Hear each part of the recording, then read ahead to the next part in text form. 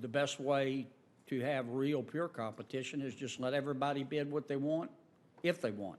Well, we've got a lot of very, very big companies with a lot of resources who can spend a lot of money. I'd like to see some smaller companies get in the mix too, so our markets get more competitive, more interesting, and more likely to deliver innovative services to consumers. Okay.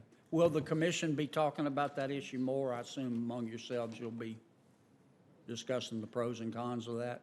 Well, Yes, Senator, what we Commissioner. adopted in the decision was not carte blanche to any provider to obtain this and any other mid-band spectrum they want. We put a process in place on the back end. We're going to do a competition case-by-case review, and if one provider does have too much mid-band or other spectrum, we in the decision laid out that we'll run a process and we'll analyze the actual impacts of that rather than on the front end trying to set an arbitrary.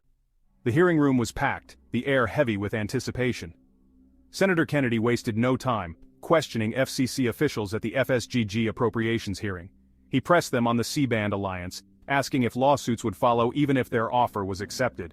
I realize the C-band alliance has dissolved itself, but let's assume for a second that the former members of the C-band alliance become happy and they accept your offer. Raise your hand if you think nobody else is going to sue the FCC over this. I think you're going to have litigation anyway. I mean, the small satellite operators, they've already announced that they're going to litigate. I mean, it says right here, and it's in the press, it's got to be true. I'm going to quote. Here it is, big as Dallas. We will ask the courts to overturn this order and to instruct the FCC to start the entire process again. End of quote. Now, all I've heard from some of my friends is, Kennedy, you're holding up 5G. If you don't give the foreign satellite companies what they want, they're going to sue you. Okay. You're going to get sued anyway. Do you really think? I mean, I think that it's a very interesting interpretation of the case law. I'm not the expert you folks are, but I've read the case. And the cases tell me that, number one, you can only pay an incumbent for reasonable relocation expenses. And number two, your authority to do these incentive payments is questionable. So you're going to end up in litigation. The issue is not whether you're going to end up in litigation. The issue is whether somebody is going to get an injunction to stop you from going forward. And I don't think they can. So my point is, forget about the litigation and the scare tactics. Just do what you think is right. And for the life of me, I don't understand. I can understand if they document the $3.3 to the $5.2 billion to relocate. I think you're being overly generous. Kennedy's message was clear. Stop letting fear of litigation dictate policy. He argued those billions could fund rural broadband instead of going to foreign satellite companies. Don't forget to subscribe for more hot news today, political breakdowns.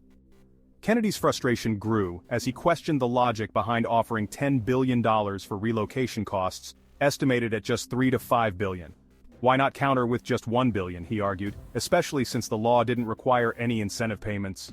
Kennedy warned that throwing $77 billion into the mix would attract every powerful interest group. Money is fungible, he snapped. Every penny paid is one less for taxpayers. I've got a list here of one of the company's satellites. I'll be glad to share it with you. They're all old. Guess what? They're going to have to replace them anyway. So you're buying them new satellites. So they ought to be happy with that. They're not being kicked out of the C-band. They're just moving to another part. The American taxpayers are going to pay their way. You offer them $10 billion, they say, not enough. And I don't understand. This is taxpayer money, and this money can be used for rural broadband and other things, and I don't understand why you don't doing it by the book. I'm not the APA experts that you guys are. Say, okay, we hear you. Let me make you a new offer, $1 billion. And go read section, 326, that says we don't have to offer you any billion. And that's where I think we are. Now, that's not particularly politically astute. I understand there's some powerful players out there. You throw $77 billion in the middle of the ring, and the hogs are going to come from everywhere, all competing to be the tallest hog at the trough. I get that. But if you're going to be sued anyway, I don't understand why you don't just get tough. If you do the auction, and I know you will, and I know you'll do it by December 8th, Can one big company, wireless company, come in and take all of it down? Or are you going to try to make sure it's fairly dispersed, including to the smaller companies? Mr. Chairman? Appreciate the question, Senator. First, I want to stress that these accelerated relocation payments and relocation payments generally are paid by carriers, not by taxpayers. Oh, no, wait, Ajit. Money is fungible. For every penny that they give that supposedly goes to the incumbents is a penny less than the American taxpayer gets. Don't try that one on me. I mean, money is fungible, okay? Every penny that is paid in incentive payments, so technically by Verizon to Intelsat, is money coming from the American taxpayer. So that dog's not going to hunt. Secondly, Senator, with respect, we believe that these payments would enlarge the size of the pie, so to speak. They're necessary to make the auction more successful by increasing the time value of the spectrum to would-be bidders. I get it. We may just have to disagree on this, okay? I just think you can get a better deal. The senator raised concerns about the upcoming spectrum auction.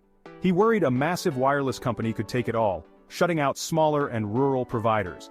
FCC officials said their rules would help small carriers compete, but Kennedy pressed, shouldn't we ensure fairer competition from the start? If you care about competition, hit like to help Hot News Today share this story.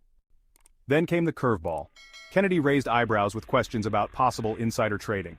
He cited reports that just one day after a meeting between Intelsat's CEO and the FCC, a massive block of Intelsat stock was sold, right before the price plunged.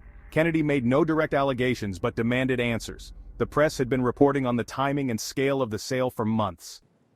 The saga kicked off in November when Intelsat's chief executive, Steven Spengler, met with the FCC senior counsel, Nicholas Degani, apologize if I mispronounced the name, to discuss Intelsat's plan to sell spectrum in a deal that had been expected to result in a $7.4 billion payout to the company. That meeting occurred on November 6th.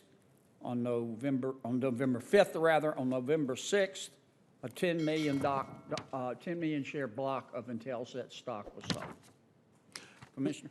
Yeah, first, I dissented on this, so I didn't participate in any of these dialogues, and I'm not familiar with them. But it demonstrates the fundamental problem here is that proceeding like we are is devolving the FCC's spectrum reallocation and repurposing into let's make a deal. We need a standard from Congress, so we do this fairly, openly, and transparently, not just in the C-band, but in all spectrum going forward. As the hearing ended, Kennedy thanked the commissioners for holding a public auction, avoiding what he called a near disaster of giving away billions in spectrum. He insisted lawsuits would happen anyway, and bluntly suggested, if satellite companies want more, offer less, and move forward. Kennedy's tense exchange showed his push for taxpayer fairness, competitive markets, and FCC transparency. But whether his warnings spark real change remains uncertain. Subscribe to Hot News Today and tap the bell for more updates.